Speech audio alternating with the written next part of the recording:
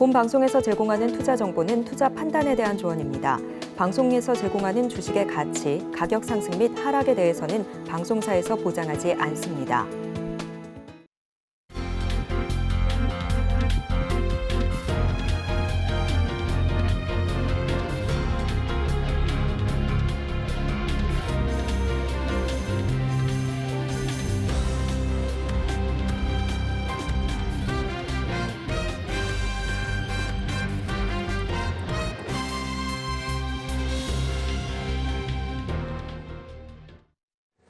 시청자 여러분 안녕하세요. 오늘을 돌아보고 내일을 준비하는 오늘장 내일장 일부 진행의 백설입니다. 이번 달 20일까지의 수출입 동향이 발표됐습니다. 하지만 이번에는 수출이 조금 소폭 감소한 것으로 집계가 됐습니다. 3개월 연속 강세 기조를 이어가다가 이번에 조금 주춤하는 모습이 나타났고요.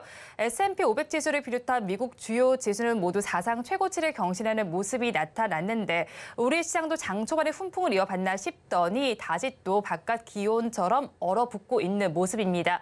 또 이번 주부터는 본격적으로 어닝 시즌이 시작됩니다. 하지만 지금까지 발표된 기업들을 비추어 봤을 때 어닝 시즌에 대한 기대감도 그다지 높지 않은 상황입니다.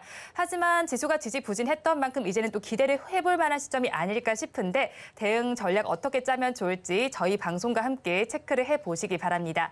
저희 방송은 유튜브를 통해서도 보실 수 있습니다. 유튜브 검색창에 서울경제TV라고 검색하시면 저희 방송과 함께 하실 수 있으니까요. 실시간 채팅에도 많이 참여를 해주시기 바랍니다. 1월 22일 월요일입니다. 오늘장 내일장 1부는 이 시각 보도본부로 시작하겠습니다. 앞서서 살펴보셨던 헤드라인 중에서 세 가지를 골라서 심층적으로 다뤄보겠습니다. 오늘은 보도국의 이연아 기자 나와 있습니다. 어서 오세요. 안녕하세요.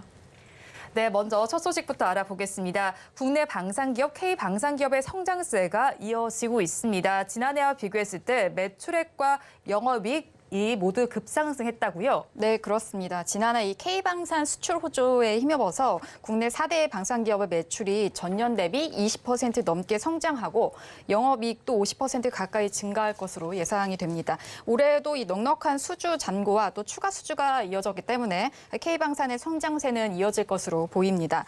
국내 4대 방산기업이죠. 하나 에어로스페이스, 그리고 카이, 현대로템, LIG 넥스원의 최근 3개월간 시장 기대치를 살펴보면요. 지난해 합산 매출이 18조 원이 넘는 것으로 추정이 됩니다. 이는 전년 대비 24.3% 증가한 수치고요. 4대 방산기업의 지난해 합산 영업이익 추정치는 지난해 대비 48.9%가 늘어났습니다. 네, 그럼 기업별로 살펴보겠습니다. K방산에서 가장 큰 영업이익을 기록했던 하나 에어로스페이스는 어떤가요? 네, 작년 매출이 8조 원이 넘고요. 또 영업이익은 6,577억 원으로 전년 대비해서 각각 33.4% 그리고 74.4%가 늘어날 것으로 전망이 됩니다. 하나 에어로스페이스는 스웨덴 싱크탱크인 스톡홀름 국제평화연구소가 평가한 세계 100대 방산 기업 중에 48위를 차지할 정도로 높은 업체인데요. 전체 매출에서 방산 분야가 차지하는 비중은 50% 수준입니다. 지난 2022년 7월에 폴란드 군비청과 K9 자주포 672문 그리고 다연장 로켓 천무 288대를 수출하기 위한 기본 계약을 체결했고요. 또 그해 8월에 K9 또 천무 수출 계약을 맺었고 지난해에도 K9 152문 등의 2차 수출 계약을 완료한 바 있습니다.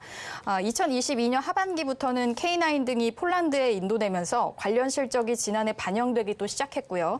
지난 2022년 이집트와 계약한 2조 원 규모의 K9 수출 실적은 올해부터 반영이 됩니다. 또 폴란드와의 K9 잔여 계약도 남아있는 상황이고요. 또 1조 원 규모의 루마니아 자주포 도입 사업, 그리고 1조 2천억 원 규모의 영국 자주포 획득 MFP 사업 등의 수주도 나설 예정이라서 실적은 더욱 성장할 것으로 예상이 됩니다. 네, 그러면 한국항공우주산업과 현대로템, LIG 넥스원의 실적은 어떤가요? 네, 일단 카이 먼저 살펴보면요. 한국형 초음속 전투기 KF-21 또 경공격기 FA-50 등을 생산하는 이 카이. 지난해에는 3조 원이 넘는 매출 그리고 2,306억 원의 영업이익을 올릴 것으로 전망이 됩니다. 이는 전년 대비해서 각각 33.4% 그리고 62.9% 증가한 실적인데 국내 항공우주 부문의 수주를 기본으로 최근 증가한 수출이 실적을 견인하고 있는 것으로 해석이 됩니다. 카이는 2022년 폴란드와 FA50 48대 수출 계약을 맺었고요. 지난해는 FA50, GF 12대를 인도한 데 이어서 내년부터 2028년까지는 폴란드의 요구에 맞춰서 30여 대를 추가로 납발 예정입니다. 현대로템을 좀 살펴보면 전체 매출에서 방산 부문이 차지하는 비중이 2022년 37%에서 2023년 48% 수준으로 올라갔는데 현대로템은 재작년 폴란드와 1000여 대 규모의 K2 전차 수출 기본 계약을 맺었고요. 또 1차 계약분 180대에 이어서 현재는 820대에 대한 잔여 계약을 추진하고 있습니다. LIG 넥스원 같은 경우는 유도무기 전문 업체인데 작년 매출이 2조 원이 넘었고 영업이익은 1,919억 원으로 각각 전년 대비해서 8.3% 또 7.1% 증가할 것으로 예상이 됩니다. LIG 넥스원은 한국형 미사일 방어체계 핵심 기업으로 매출액 대부분이 방산 부분에서 발생을 하고 있습니다. 내수 비중이 높지만 지난해 수출 비중은 20%를 넘길 것으로 전망이 됩니다. 다음 소식 살펴보겠습니다. 국고채와 회사채 상황입니다. 최근 시장 내에서 조기 금리 인하 기대감이 급격하게 후퇴가 되면서 국고채 금리가 연일 상승세를 이어가고 있죠. 네, 그렇습니다. 지난해 연말에만 해도 3.1%대에 머물렀던 국고채 3년물 금리가요. 올해 들어서 연초 상승세를 지속해서 3.3%대에 이르렀습니다.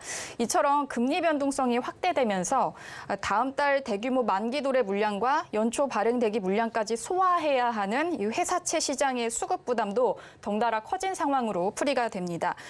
금융투자협회에 따르면 지난 19일 기준 국고채 3년물 금리가 전 거래일보다 2.2bp 오른 연 3.307%로 집계가 됩니다. 또 국고채 5년물과 10년물의 금리도 각각 연 3.156%에서 3.359%, 또 연 3.183%에서 연 3.42%로 크게 오른 상황입니다.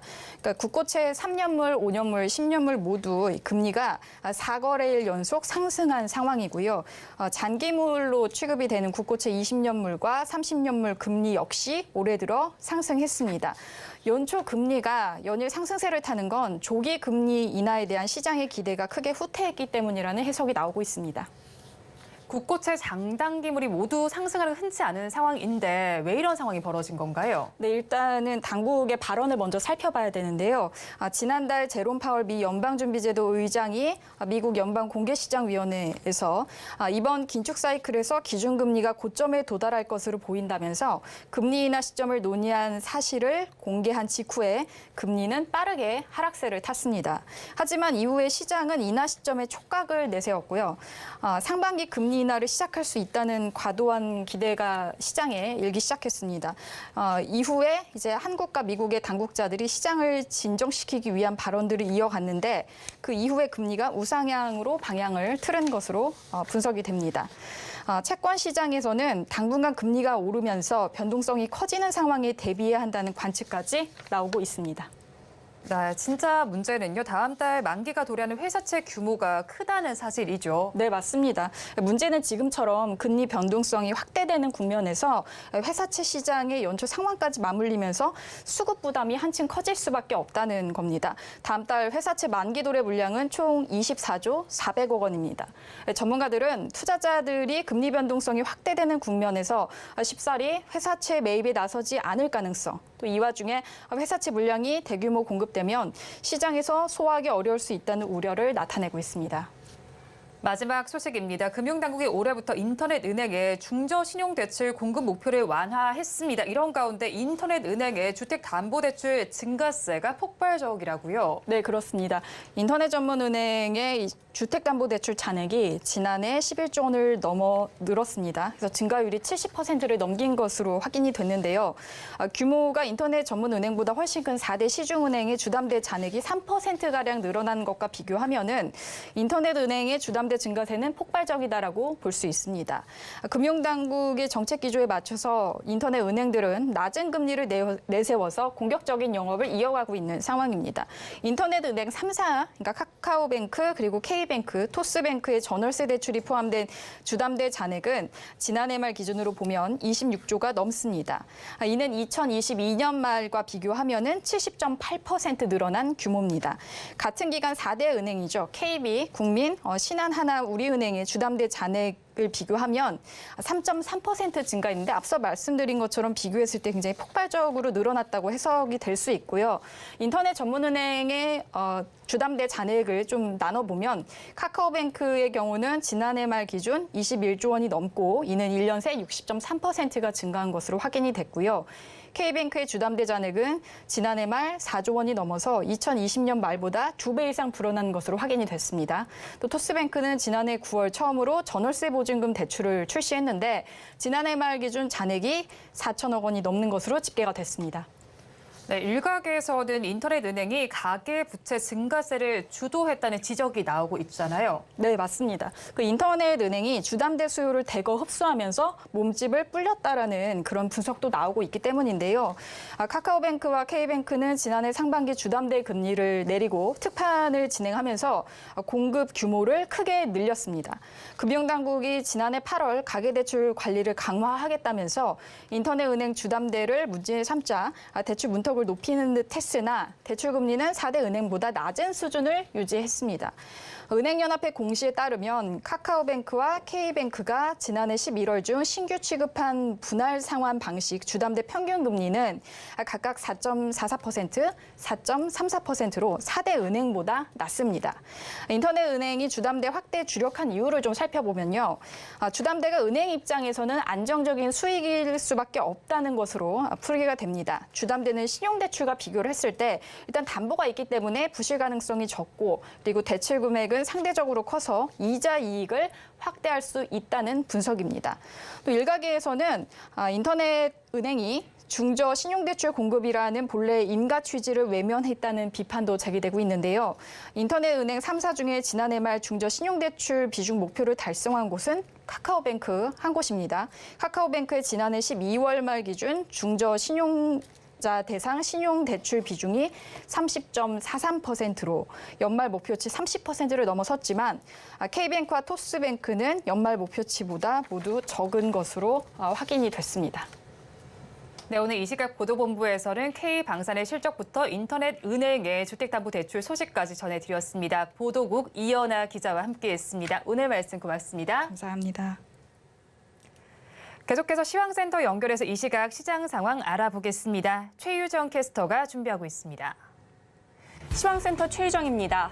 오늘 국내 증시 방향성 잡지 못하고 있습니다. 지난 뉴욕 증시의 강세에 힘입어 양지수 상승 출발했는데요. 하지만 장중 변동성 보이면서 보합권에서 등락을 거듭하고 있습니다. 먼저 코스피 현재 0.05% 강보합권 움직임 가져가면서 지수는 2,474선 위에서 움직이고 있고요. 오늘 코스피 상승하는 종목의 수가 300여 개 정도 포착되는 가운데 삼성전자와 SK하이닉스 등 반도체 대장주는 강세 보이고 있고요. 이번 주 실적 발표를 앞둔 현대차와 기아는 내림세 보여주고 있습니다. 오늘 코스피 안에서는요. 외국인과 기관 쌍끌이 매수세 보여주면서 지수 상승을 견인하고 있습니다. 기관은 무려 5거래일 만에 돌아왔죠. 현재 연기금 쪽에서 대거 매수세 보이면서 220억 원 넘게 사들이고 있고요. 오늘 외국인도 2,100억 원 넘는 매수세 이어갑니다. 개인만이 홀로 매도세 보여주고 있는데요. 현재 2,200억 원 넘게 팔아내는 모습입니다.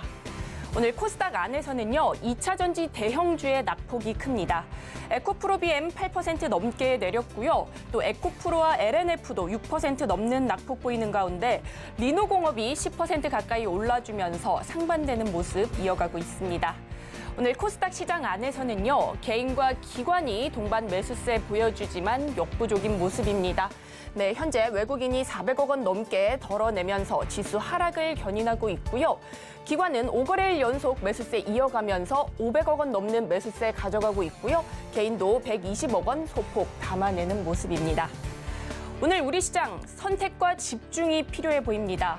주도주단 안에서 반도체와 2차 전지 흐름이 극명하게 엇갈리고 있는데요.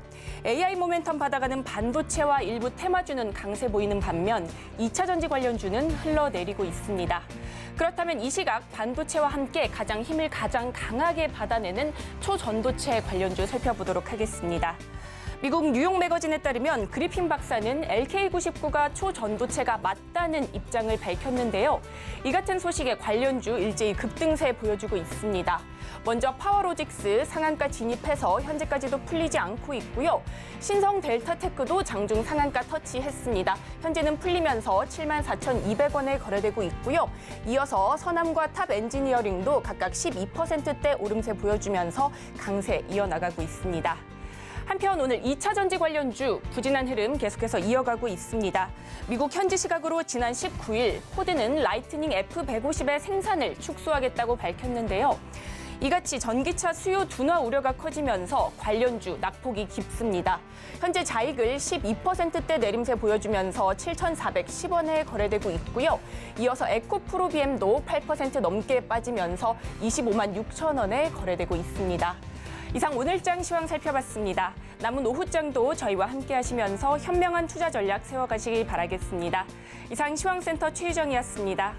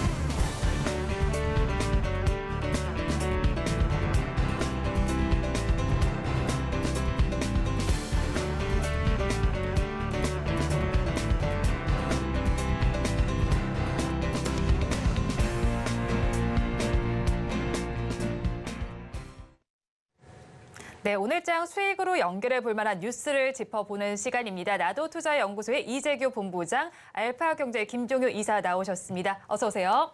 안녕하세요. 안녕하세요. 일단 먼저 이 시간 기준으로 급등하는 종목들 화면을 통해서 먼저 체크해 보도록 하겠습니다. 오후 1시 30분을 기준으로 급등하는 종목입니다. 코스피 시장에서 5종목을 먼저 꼽아봤는데요. 이수페타시스 먼저 살펴보겠습니다. 엔비디아 하면 먼저 떠오를 종목 중에 하나이실 텐데 15% 넘게 오르고 있습니다. 지금 시간 기준으로는 32,700원 선 지나가고 있고요. 다음으로 SK네트워크스 살펴보겠습니다. 전기차 충전과 관련된 종목인데 12% 넘는 상승률을 보여주고 지금 시간 기준으로는 6,380원 선에 거래되고 있습니다. 다음으로 진양폴리 살펴보겠습니다. 10% 넘게 오르고 있었고요. 6,410원 선에 거래됩니다. 세원전공 이어서 살펴보겠습니다. 세원전공의 상승률은 6%대로 나타나고 있고요. 지금 시간 기준으로 주가는 6,640원 지나가고 있습니다. 마지막으로 덕성 살펴보겠습니다. 덕성의 상승률까지 살펴봤고요. 이어서 코스닥 시장으로 넘어가서 살펴보면 코스닥 시장에서는 상한가까지 집행한 종목이 3종목이나 있습니다. 어버브 반도체의 주가 양상을 살펴보겠습니다. CXL과 관련된 종목인데 상한가까지 올라가면서 16,180원 선에 거래되고 있고요. 오킨스 전자 역시도 CXL과 관련된 종목입니다. 상한가까지 올라간 이후에 12,930원 선에 지금 시간 기준으로도 상한가 풀리지 않는 모습입니다. 오늘 초전도체와 관련된 종목들도 강합니다. 파워로직스와 신성 델타테크가 위치해 있는 상황인데요. 파워로직스의 경우에는 1,730원 선에 그리고 신성 델타테크의 경우에는 74,500원 선 정도에 거래되고 있습니다. 비플라이 소프트의 경우에도 24%대 상승률을 기록하면서 지금 시간 기준으로 1,930원 38원 선 진행하고 있습니다. 오후장에서 급등하는 종목들을 먼저 살펴보셨고요. 오늘 장에서 어떤 뉴스가 수익으로 연결될지 각 전문가님과 함께 이야기 들어보도록 하겠습니다. 가지고 오신 뉴스 한번 풀어주실까요? 어떤 분부터 해보실까요? 네, 제가 먼저 하도록 하겠습니다. 일단 오늘 우리나라 시장 전반적으로 좀 아쉬움이 있죠. 왜냐하면 주말에 지난주 후반에 마무리가 됐었던 미증시가 전반적으로 많이 올라왔기 때문에 우리 시장에 대한 기대감도 굉장히 컸었는데 장 초반에 많이 장 초반에는 좀 올라왔다가 장 후반이 되면서 조금씩 밀리는 부분이 아쉽다라고 보고 있습니다. 다만 이제 반도체 쪽이라든지 AI 쪽 이쪽에 대한 수급은 여전히 그래도 긍정적이라고 판단을 하고 있기 때문에 전체적인 시장을 봤을 때는 아쉽지만 우리나라 시장을 이끌어가는 반도체와 AI 같은 경우는 아직까지도 좀 견조함을 이어가고 있기 때문에 이런 부분들이 어쨌든 우리나라 시장이 지수 자체의 하방 경직을 만들어준다라고 한다면 추후에는 좀 선순환의 가능성도 있다라고 보고 있기 때문에 일단 시장이 하락을 멈췄다라는 것에 저는 좀 의미를 부여하고 싶습니다. 네. 일단 시장이 하락을 멈춘 데 의미를 부여하고 싶다라고 전해주셨고 이사님께서 오늘 시장 어떻게 바라보시나요? 네, 일단 우리 시장이 최근 들어서는 굉장히 아쉽게도 중국 증시 연동되고 있죠. 오늘 LPR 발표가 됐는데 시장이 기대했던 것은 그래도 뭔가 좀 부양 의지를 나타내는 것이 좋지 않을까라는 생각이었지만 전혀 그런 양상이 나타나지 않았고 여전히 그 금리의 변동이 없음으로 인해서 오늘 홍콩 증시에 추가적인 급락이 나타나고 있습니다. 그런데 그것보다는 오늘 선방하는 양상이고요. 그 선방의 핵심 이슈는 결국 AI와 반도체가 버티고 있는 것이 가장 중요한 근거라고 볼 수가 있겠는데 자, 이것을 이끄는 뉴스는 딱 한 가지다. 샘 알트먼의 방안이 중요한 게 아니라 샘 알트먼의 방안 전에 나타났던 전반적인 추이가 중요하다. 샘 알트먼이 UAE와 함께 UAE의 자금을 받아서 삼성전자를 포함한 소위 엔비디아의 반도체 쪽에 놓여있는 기업들과 더불어서 새로운 칩을 만들어 보겠다라고 하는 것이 핵심이라는 거죠. 그러면 엔비디아가 지금 거의 독점하고 있는 시장에 AMD가 그 다음으로 진입할 것으로 예상되고 있고 그다음 제3의 시장으로 샘 알트먼이 이끄는 챗 GPT 쪽의 영역과 삼성전자 TSMC를 기반으로 하는 하드웨어 영역이 결합함으로써 하나의 새로운 칩을 내놓으면 결국은 AI 시장도 가장 큰 문제는 가격입니다. 결국은 제대로 된 서버 하나 만드는데 몇 조 원이 드는 것 자체가 가장 큰 부담 요인인데 이 비용을 상대적으로 낮출 수 있다라는 측면에서 오늘 우리나라 시장에 전혀 관련 없는 AI 종목군들이 소프트웨어나 하드웨어 모두 급등하고 있는 이유가 여기에 있다. 이렇게 볼 필요가 있겠고요. 실제로 이와 관련된 종목군들 중에서 정말 샘 알트먼과 연결되어 있던 종목이 있느냐? 없습니다. 하지만 시장에서는 그 가능성 자체를 보고 있고 최근 시장의 질이 굉장히 떨어져서 뭐 LK99 같은 얘기가 나오면 일단 관련 종목의 연관성 상관없이 오르는 그런 양상이니까 지금 현재 구간에선 확실하게 어떤 포지션을 정해야 되겠죠. 단기 트레이딩으로 나의 계좌의 수익을 극대화할 것인지 아니면 중장기적인 흐름에서 뭔가 승부를 볼 수 있는 종목에 장기 투자로 갈 것인지 어떤 포지션을 명확하게 해야 현재 시장에 대해 어떤 아쉬움 없이 좀 투자를 할 수 있는 그런 공간이 생기지 않나 이렇게 판단하고 있습니다. 네, 중장기인지 단기인지 내가 가질 포지션을 명확히 해야 된다라고 정리를 해주셨고 시장 지금 혼조양상을 펼치고 있습니다. 오늘 시장에서 굿뉴스는 어떤 게 있을지 궁금한데 본부장님께 먼저 질문 드려볼게요. 일단 뭐 굿뉴스라고 하는 것은 종목군들이 움직여야 된다라고 저는 네. 생각을 하고 있습니다. 시장에 굉장히 좋은 뉴스가 나오더라도 관련되어 있는 기업들이 움직이지 않는다라고 한다면 저는 뭐 추후에는 부각이 될 수가 있겠지만 굿뉴스라고 보기가 좀 어렵다라고 보고 있기 때문에 실제로 오늘 우리나라 시장에서 굿뉴스라고 할 수 있는 것은 뭐 메타에서 AI에 대한 투자를 진행하겠다라는 부분들 이런 부분들이 이제 우리나라 AI 관련주들에 대한 수급을 많이 불러일으켰다라고 생각을 하고 있고요.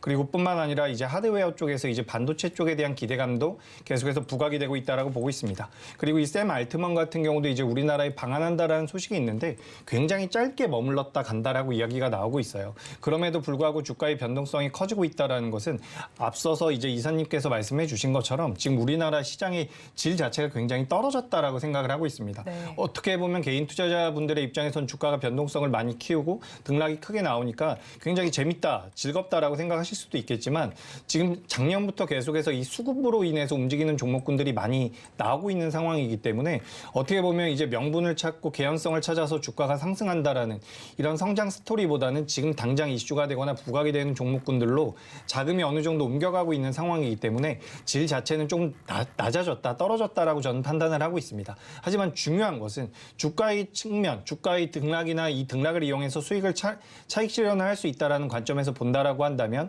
이 변동성을 우리가 완전히 외면하기에는 전 좀 어렵다라고 보고 있습니다. 그렇기 때문에 지금 AI 쪽에 대한 투자 소식이 계속해서 나오고 있죠. 실제로 AI 같은 경우는 작년 상반기 때 굉장히 좋은 모습을 보이다가 작년 중후반부부터 약세를 계속해서 보여오다가 최근 들어서 다시 한번 부각이 되고 있는데 저는 솔직하게 말씀드려서 굉장히 짧게 이슈가 됐다가 다시 한번 조정이 깊어질 거라고 봤는데 지난주 후반부터 나오고 있는 이런 뉴스 플로우들을 좀 살펴본다라고 한다면 AI 쪽 같은 경우는 어떻게 보면 상반기 내내 부각이 될 가능성이 높다라고 보고 있습니다.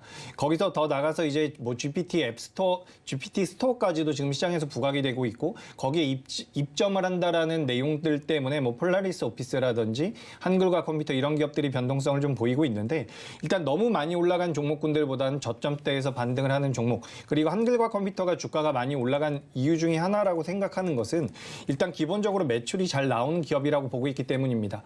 비슷한 맥락으로 주가가 많이 올라간 기업 중에서 이스트 소프트라는 기업도 있는데 이런 기업들 같은 경우는 일단 기본적으로 가지고 있었던 캐시카우가 있는 상태에서 AI 쪽과 엮였다라는 부분이죠. 그래서 우리가 이런 부분들을 어느 정도 생각을 해봤을 때 기본적으로 매출이 나오고 있는 기업단에서 AI 쪽에 대한 투자를 진행하겠다라는 모멘텀이 붙는다라고 한다면 지금 시장에서 어느 정도 부각이 되고 있다, 될 수 있다라고 저는 보고 있습니다. 그래서 지금 시장을 이끌어가고 있는 관련주들, 뭐 AI라든지 반도체 쪽에 대해서는 이렇게 좀 말씀을 드리고요. 아까 전에 이제 상승폭이 많이 나왔었던 기업 중에서 SK 네트워크스라는 기업이 있습니다. 네. 이 회사 같은 경우도 이제 샘 알트먼이 한국에 방한을 했을 때 지금 두 번째 방한이라고 하는데 당시에도 한번 부각이 됐었던 기업이에요. 그렇기 때문에 전기차 쪽으로 엮기보다는 지금은 AI 쪽으로 좀 엮는 게 어떨까. 그러니까 이 엮는다라는 것 자체가 사실 제가 기업 분석이라든지 업황 분석을 하면서 전문가적인 입장에서 말씀드릴 내용은 아니지만 시장에서는 그렇게 판단을 하고 있습니다. 그렇기 때문에 그런 부분들을 좀 인지를 하시면서 AI 관련되어 있는 종목군들은 계속해서 좀 추이를 지켜볼 필요가 있다. 이렇게 말씀드리도록 하겠습니다. AI 관련된 종목군들 계속해서 추이를 지켜볼 필요가 있겠는데 어떤 기술력을 가진 기업에 그럼 조금 더 집중을 해볼까요? 네, 일단 뭐 AI 관련돼서 저는 이제 좀 크게 좀 말씀을 드려보자면 네. 사실상 우리나라에서 AI 관련 대장주라고 한다면 전 네이버를 생각하고 있습니다. 뭐 지금 시장에서는 한글과 컴퓨터 말씀드렸었던 기업들, 뭐 코난 테크놀로지라든지 맘 AI 같은 기업들, 그리고 최근에는 제가 이름은 잘 기억이 안 나는데 관련되어 있는 기업들이 몇 개 있긴 합니다. 근데 실제로 우리나라가 시간이 좀 더 지나갔을 때 AI 관련돼서 우리나라 대장주라고 할 수 있는 것은 전 네이버가 될 가능성이 높다라고 보고 있고요. 근데 사실 이런 것들은 모든 업종이나 산업군들이 비슷하다라고 생각을 합니다. 지금 2차 전지 같은 경우도 가장 먼저라기보다는 굉장히 오래전부터 있었던 테마이긴 했어요. 근데 실제로 작년에 굉장히 많이 부각이 됐었죠. 그래서 주가 흐름은 작년에 굉장히 강했습니다. 그리고 그 이후에 지금 조정을 받고 있는 이유는 숫자가 찍히지 않고 있기 때문이라고 저는 생각을 하고 있고 이 AI 쪽 같은 경우도 지금은 일단 시장에서 변동성, 트레이딩 관점으로 테마를 형성해서 변동성을 키우고 있다라고 보고 있습니다. 그래서 이 이후에 실제로 매출이 찍히고 영업이익이 찍히는 숫자가 찍히는 기업들이 결국엔 살아남을 것이다라고 보는데 사실 지금 현재 상황에서 그것을 우리가 판단하기에는 굉장히 이르다라고 보고 있습니다. 그래서 저는 조금 아쉽게 들릴 수도 있겠지만 현재는 테마성으로 움직이고 있다. 저는 이렇게 말씀드리도록 하겠습니다. 네, AI 관련주들 현재는 테마성으로 움직이고 있다라고 짚어주셨고요. 오늘 장에서 좀 좋지 못한 소식들도 있을 것 같습니다. 배드뉴스 어떤 걸로 꼽아오셨을까요, 이사님? 뭐 대표적으로 다 아시는 것처럼 2차 전지 관련된 뉴스라고 봐야 되겠죠. 특히 SK온과 에코프로 그룹에게는 치명타가 될 수밖에 없는 포드의 추가적인 악재가 결국 어느 정도 예상되어 있던 뉴스이기는 한데 시장에서 굉장히 민감하게 받아들이고 있는 상황이죠. 근데 전기차에 뭐 2차 전지 소재만 나오면 계속 반복해서 말씀드리고 있는 것처럼 이 종목은 실적에 따라서도 분명히 등락이 있지만 더 중요한 건 실적이 아닙니다. 그러니까 작년, 재작년에는 2차 전지보다는 전기차 시장이 워낙 빠른 속도로 성장하면서 을이라고 봤던 전기차 소재가 갑이 될 수밖에 없는 상황. 그래서 실제로 가격 조율을 할 때도 셀업체들이나 아니면 전기차 업체들과 메탈 가격에 연동해서 가격을 제공할 만큼 이들이 갑의 역할을 해왔기 때문에 이들의 실적이 좋은 건 뭐 너무나 당연한 것이었고 밸류에이션 기준으로 봤을 때 뭐 우리가 좀 생각하기엔 너무 높은 밸류에이션이 아닌가 생각했던 주가도 두려움 없이 상승을 했던 거죠. 그런데 작년 하반기부터 급격하게 떨어진 전기차의 성장성, 거기다가 나오는 소식마다 지금 테슬라가 가격 조정을 하면서 계속 후발 업체들에게 압박을 넣고 있는 상황이고요.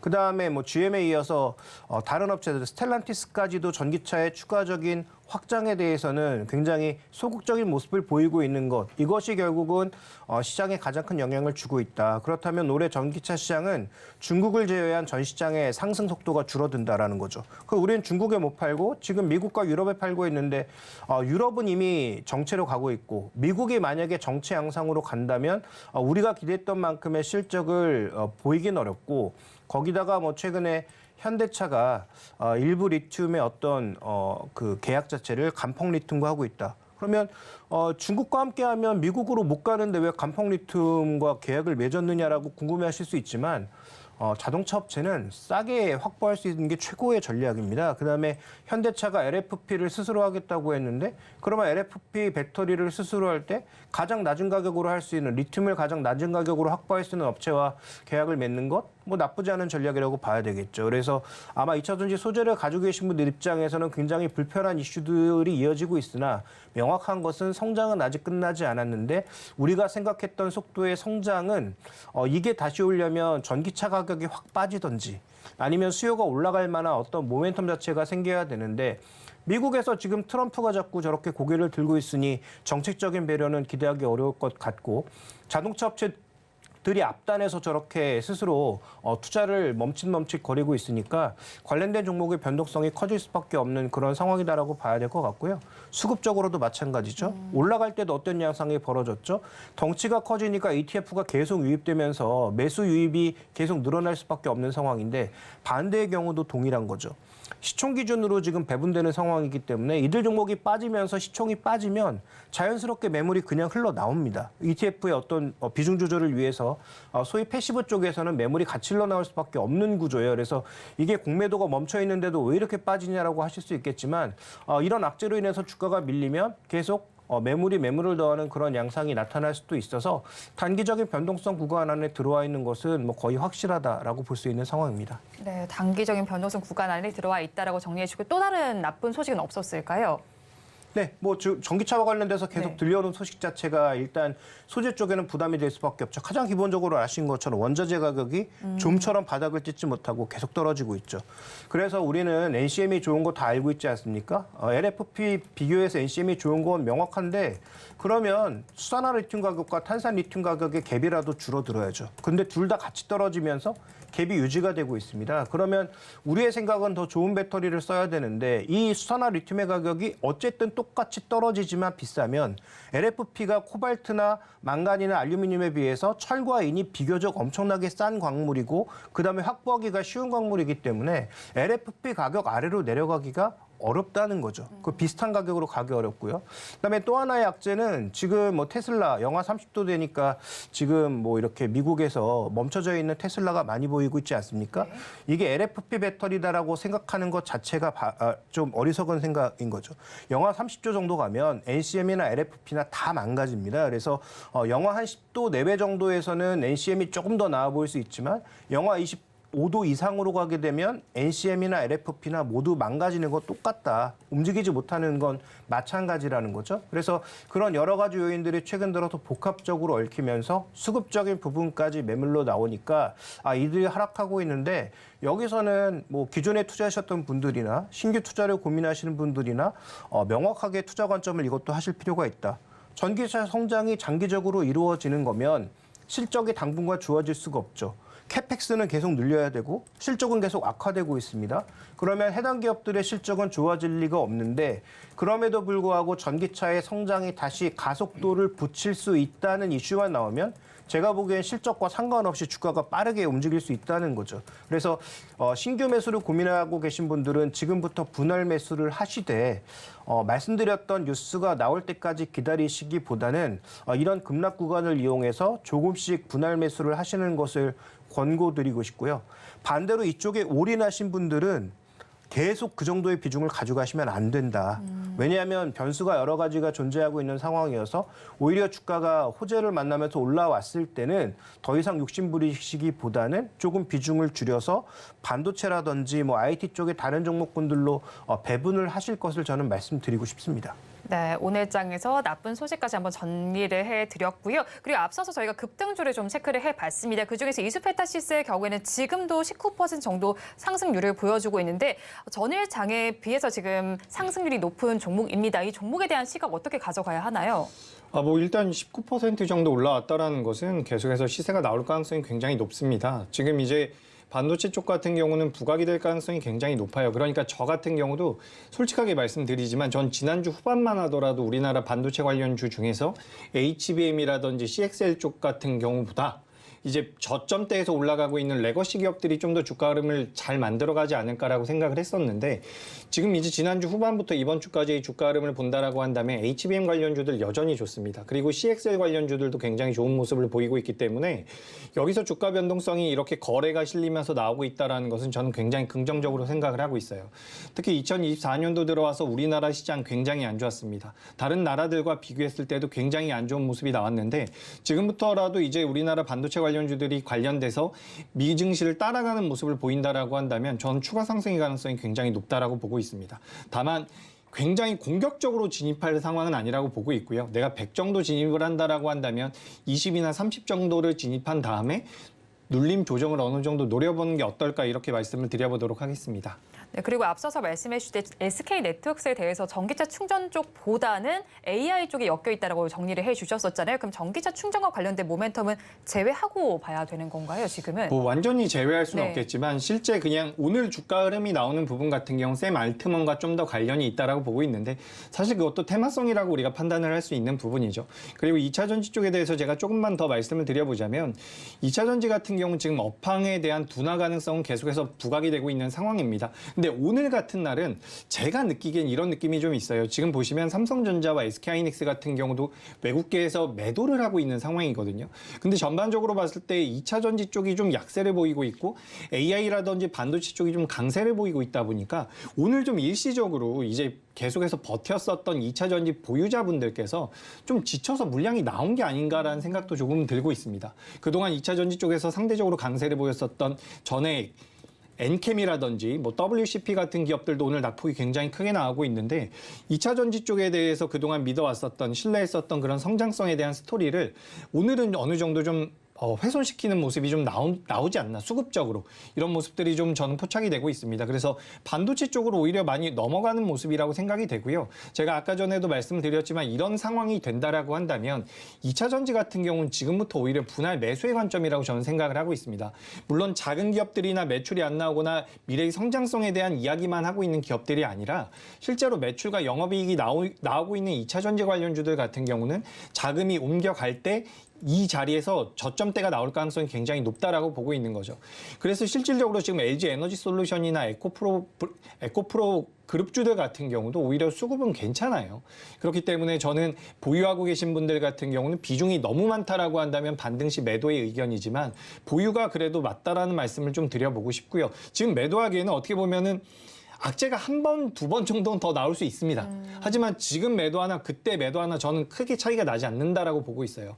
그래서 비중이 너무 많은 게 아니라면 저는 보유의 의견을 드리는 부분이고요. 네. 그리고 만약에 지금부터 신규 진입을 한다라고 한다면 반도체도 물론 좋지만 2차 전지 같은 경우도 분할 매수, 철저한 분할 매수 관점으로 본다라고 하면 전 2차 전지도 괜찮다라는 말씀 추가적으로 드려보도록 하겠습니다. 네, 2차 전지에 대한 의견까지 한번 들어봤고요. 그리고 코스닥 시장에서도 살펴보면 오늘 초전도체와 관련된 이슈가 다시 또 부각이 되고 있습니다. 앞서서 급등주에서 살펴봤던 신성 델타테크의 경우도 지금 18% 넘게 오르고 있고 파워로직스는 상한가 풀리지 않는 상황입니다. 초전도체 관련된 이슈는 저희가 앞으로 어떻게 좀 체크를 해보면 좋을까요, 이사님? 네, 이건 뭐 전혀 예측이 불가능한 이슈라서 그냥 관련된 종목을 가지고 계신 분들은 자신의 어떤 매수가, 그다음에 비중에 따라서 빠른 결정을 내릴 수밖에 없다라고 보여집니다. 초전도체 LK99가 앞으로 어떻게 될 것이냐? 저는 이건 뭐 과학자도 모르고 개발한 사람도 모르고 저도 모르고 아무도 모른다고 생각합니다.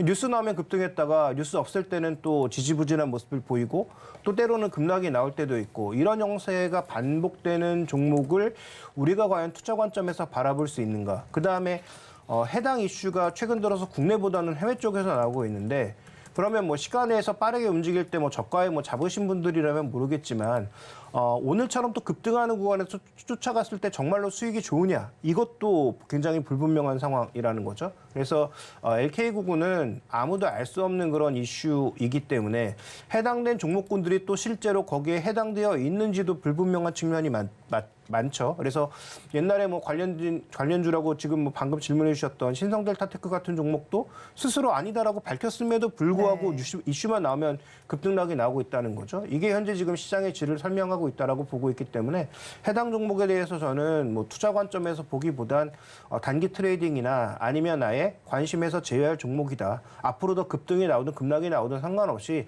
이런 종목에 계속 뭔가 매달려 있으면 시장의 큰 흐름을 놓칠 수 있다라는 거죠. 그래서 지금 우리가 봐야 될 종목이 너무 많은데 이런 종목까지 관심을 가지실 필요는 저는 뭐 단기 투자자가 아니라면 전혀 없다라고 생각하고 있습니다. 네, 단기 투자자가 아니면 관심 밖에 두자라고 정리를 해주셨고 오후 시장입니다. 그런 만큼 이 시간에 좀 비중을 축소해 볼 만한 섹터가 따로 있을까요? 네, 일단 저는 그 이수페타시스와 관련돼서 한 가지 좀 그림을 보여드리고 싶은데 이게 뭐 그림이 나갈지 모르겠습니다만 이수페타시스가 지금 엔비디아와 더불어서 상승하고 있죠. 그런데 그 기존의 이수페타시스가 있던 그 시장에서 미국의 탑 기업은 지금 요 차트로 표현되고 있는 선이 아닌 이 차트로 표현되고 있는 탐탐이라고 하는 네덜란드 기업입니다. 이게 업계 1위거든요. 근데 최근에 엔비디아의 상승과 연동돼서 가고 있느냐? 전혀 그렇지 않죠. 그런데 지금 요 빨간색으로 움직이고 있는 게 지금 이수페타시스고 그다음에 요 보라색으로 나오고 있는 게 주니퍼 네트워크스인데 지금 보면 주니퍼 네트워크스가 굉장히 강해 보이고 다른 종목은 약해 보입니다만 이것도 시간의 차이라는 거죠. 작년 5월부터 보면 이수페타시스는 수익이 전환되는 시점에서 즉 턴어라운드 되는 시점부터 주가가 슈팅을 해서 이만큼 이미 주가가 올라온 상태에서의 기간 조정을 오랜 기간 보이고 있는 상황이고요. 나머지 종목군들 업계 1위라고 할 수 있는 탐탐이 전혀 반등을 못하고 있는 국면이라서 진짜로 이수페타시스의 실적이 그만큼 공격적으로 개선되고 있느냐에 대해서는 우리가 좀 물음표를 달 필요가 있다고 판단하고 있습니다. 그래서 지금 올라가고 있는 CXL도 명확하게 살펴보시면 국내에서 할 기업이 있느냐? 없죠. 왜냐하면 CXL은 인텔이 기술을 전부 독점하고 있거나 삼성전자가 이미 관련된 기술을 거의 독점하고 있는 상태입니다. 이들이 삼성전자에 추가적으로 납품할 가능성 열려 있지만 확인이 필요한데 주가는 이미 다 슈팅을 했다는 거죠. 그래서 지금 우리가 얘기하고 있는 AI, 뭐 CXL 이런 쪽에 연관이 실제로 엔비디아나 삼성전자나 TSMC가 엮여 있는 종목이 있느냐? 아직까지 그렇게 보이지 않는다라는 측면에서 이들 종목도 고점 모르죠. 그러니까 우리가 답할 필요는 없지만 급등하는 구간에서는 쫓아가지 마시고 조금씩 비중을 줄여서 오히려 저평가된 다른 종목군들에 대한 관심을 가져가시거나 상대적으로 좀 밸류가 안정적인 종목군들의 비중을 늘리시는 것이 저는 좀 더 현실적인 전략이라고 보고 있습니다. 네, 현실적인 전략까지 한번 세워주셨고요. 본부장님께서는 오후장에서 좀 어떤 쪽을 특징적으로 바라보셨을까요? 섹터별로 흐름을 보셨을 때 어땠나요? 오늘은 뭐 굉장히 특징적인 게 AI 쪽과 뭐 초전도체 쪽이라고 생각을 하고 있습니다. 물론 반도체도 있고요. 그래서 전반적으로 변동성이 많이 커지고 있는데 이 초전도체 같은 경우는 테마성으로 접근하는 게 맞다라는 말씀을 한번 드려보고요. 그리고 또 한 가지 이제 좀 특징적으로 보일 수 있는 것이 뭐냐면 지금 저출산 관련주들입니다. 제가 지난주 18일에도 이런 말씀을 좀 드렸던 것 같은데요. 당시에도 이제 아가반 컴퍼니라든지 깨끗한 나라가 굉장히 강하게 올라오면서 대장주들이 꺾이지 않으면 좀 더 가겠지만 18일 날 이제 캔들의 모양새로 봤을 때는 단기적인 고점 형태가 굉장히 강하게 나왔습니다. 근데 지금 아가반 컴퍼니가 오늘 장 초반에 많이 올라오다가 밀리고 있는데 종가 부분까지 이 강세가 이어지지 않는다라고 한다면 제 생각으로는 저출산 관련주 같은 경우는 이제 정책적인 모멘텀이 어느 정도 수면 아래로 가라앉을 가능성이 높다라고 보고 있기 때문에 이 기업을 이 저출산 쪽 같은 경우는 전 조금은 지양하셨으면 좋겠다라는 말씀을 드려보도록 하겠습니다. 그리고 지금 시장에서는 부각받고 있는 종목군들이 굉장히 많아요. 지금도 이제 시장 보시면 뉴프렉스 같은 기업들 굉장히 탄력적으로 변동성을 키우고 있는데 지금 애플 쪽에 대한 비전 프로에 관련되어 있는 모멘텀, 저는 이렇게 생각을 하고 있습니다.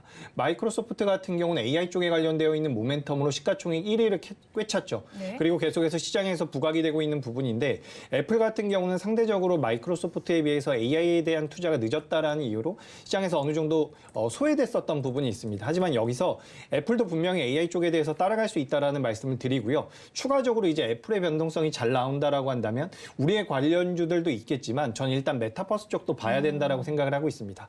뉴프렉스 같은 경우는 일단 메타라는 기업에 납품을 하고 있는 기업인데 이런 기업들 메타에 납품을 하고 있는 하드웨어 업체라고 보시면 될 것 같고요. 또 관련돼서 이제 메타버스 관련 기술력을 가지고 있는 기업 같은 경우는 스코넥이라는 기업도 있습니다. 이 기업도 제가 몇 차례 말씀을 드렸었던 기업인데 이런 메타버스와 관련되어 있는 기업들 같은 경우는 애플 쪽과 엮어서 좀 생각해 볼 필요가 있다는 말씀을 드리겠습니다. 그렇다라고 한다면 전체적으로 우리나라 시장을 이끌어가는 반도체 쪽도 괜찮고요. 그리고 메타버스라든지 AI 쪽도 굉장히 좋습니다. 그러니까 우리가 지난 1월 달 들어와서 업종 시장 자체가 굉장히 안 좋았기 때문에 테마성으로 움직이는 종목군들이 많았죠. 후티 반군 리스크로 인해서 해운주들도 움직였고요. 유가 관련주들도 움직였었는데 이런 종목군들이 움직인다라는 것은 시장에 구심점이 없기 때문입니다. 근데 앞으로 반도체라든지 관련되어 있는 종목군들, AI라든지 메타버스 쪽에 자금이 몰린다라고 한다면 뭐 이들도 어느 정도의 테마성을 가지고 있긴 하지만 그래도 앞서 말씀드렸었던 순전히 테마로만 움직이는 기업들보다는 내재 가치가 나오고 있고 앞으로 성장성이 좀 더 뚜렷하기 때문에 이런 기업들을 지금은 좀 추려서 매매를 하셔야 되는 그런 구간이라고 생각을 하고 있습니다. 지난주에 밀렸다라고 한다면 전 시장이 더 밀렸을 거라고 생각을 하는데 그래도 굉장히 중요한 자리에서 반도체들이 살아났다라는 부분 긍정적이고요. 다만 오늘도 보시면 코스피 같은 경우는 상승 종목보다 하락 종목이 2배 이상 많습니다. 그래서 이런 부분들을 좀 체크를 하시면서 시장의 힘이 완전히 돌아오진 않았구나. 하지만 앞으로 추이는 좀 개선을 기대해보자. 이렇게 보시면 도움이 될 것 같습니다. 네, 그럼 탑픽 종목 어떤 걸로 보지 간략하게 정리해 주시겠어요? 탑픽 종목은 제가 이제 펜트론이라는 기업을 말씀드리도록 하겠습니다. 펜트론 같은 경우는 지금 이제 삼성전자에 납품을 하고 있는 기업이다라고 보시면 좋을 것 같은데요. 지금 갤럭시 S24에 대한 호평이 계속해서 이어지고 있는 상황이죠. 근데 여기서 관련되어 있는 종목군들로 AI 관련주들이 변동성을 많이 키우는데 하드웨어적인 측면에서도 메리트가 좀 될 수 있다라고 보고 있습니다. 그리고 갤럭시 링과 관련되어 있는 개연성은 아직까지 찾기는 어렵지만 갤럭시 워치 쪽에 납품을 했었던 이력이 있는 시가총액이 8천억이 넘어가는 기업입니다. 그래서 앞으로 의료용 로봇이라든지 그리고 자회사 AI 회사가 있기 때문에 관련되어 있는 모멘텀을 많이 가지고 있는 기업이다. 라고 말씀을 좀 드리고 싶고요. 그런 관점에서 펜트론 같은 경우는 주가 흐름이 굉장히 긍정적으로 나올 것이다 라고 말씀드리고 목표가는 15,500원, 손절가는 11,500원으로 의견 드리도록 하겠습니다. 11,500원이 저기 지금 화면이 좀 멈춘 것 같거든요. 제 컴퓨터가. 그래서 손절가는 10,000원으로 말씀드려보도록 하겠습니다. 네, 본부장님의 탑픽 종목 펜트론 알아봤고요. 그럼 이사님께서는 어떤 종목을 탑픽으로 가지고 오셨을까요? 일단 뭐 시장에서 움직이고 있는 섹터 중에서는 제약바이오도 괜찮게 움직이고 있는데요. 뭐 제약바이오 쪽에서는 뭐 저는 작년에는 셀트리온, 유한양의 두 종목만 언급드렸지만 올해는 종근당, 한미약품 두 종목만 보고 있는데요. 그 두 종목의 전반적인 흐름 최근에 조금 분리되고 있다. 다른 종목과 분리되고 있다라는 것 말씀드리고 싶고요. 오늘 제가 보고 있는 쪽도 저도 IT 부품 쪽인데 자화전자를 보고 있습니다. 다른 IT 부품주와는 달리 굉장히 견조한 모습을 보이고 있는 것은 4분기부터 이익 턴어라운드의 시작이라고 판단하고 있는 거죠. 그래서 이 종목은 아시다시피 유일하게 삼성전자와 애플에 모두 납품하고 있는 기업이고요. 그다음에 북미 쪽 실적이 이번 해부터 크게 반영될 거라서 그래서 이 흑자 전환이 올해부터 나타난다라는 측면에서 봤을 때 저는 뭐 PE 측면에서도 매력적이지만 PB 측면에서 올해 성장이 이어진다면 매출 성장과 이익 성장이 같이 이루어지는 종목이므로 PB 2배 정도까지는 볼 수 있다. 그래서 목표 가격은 37,000원 바라보고 있고요. 매수 가격은 다만 오늘처럼 이렇게 좀 움직이는 날 급격하게 접근하시기보다는 또 최근에 주가가 좀 올라왔기 때문에 3만 원 초반 정도에서 매수하실 것을 말씀드리고 싶고 손절 가격은 28,000원을 말씀드리겠습니다. 네, 기자님의 탑픽 종목 자화전자 살펴봤습니다. 지금까지 나도투자연구소의 이재규 본부장 그리고 알파경제의 김종효 이사와 함께했습니다. 오늘 두 분 말씀 고맙습니다. 오늘장 내일장 일부에서 전해드린 내용 정리해서 보여드리겠습니다. 화면으로 확인해 보시죠. 오늘장 내일장 일부의 핵심입니다. 샘 올트먼의 방한 소식 속에서 반도체주가 수혜를 받을 가능성이 있다라고 말씀을 해주셨고요. 오늘 장에서 2차 전지주들 약세를 보이고 있습니다. 저점을 확인한 다음에 분할 매수가 괜찮겠다라고 정리해 주셨습니다. 그리고 내일 시장에서는 IT 부품 관련주들 관심을 가져보시기 바랍니다. 본 방송에서 제공하는 정보는 투자 판단에 대한 조언일 뿐 해당 주식의 가치와 수익률을 보장하지는 않습니다. 아울러 서울경제TV와 서울경제신문은 당사의 브랜드입니다. 최근 당사를 사측하는 피해 사례가 늘어나는 만큼 각별히 주의해 주시기 바랍니다. 오늘장 내일장 1부에서 준비한 순서는 여기까지입니다. 저희는 잠시 후 2부로 돌아오겠습니다.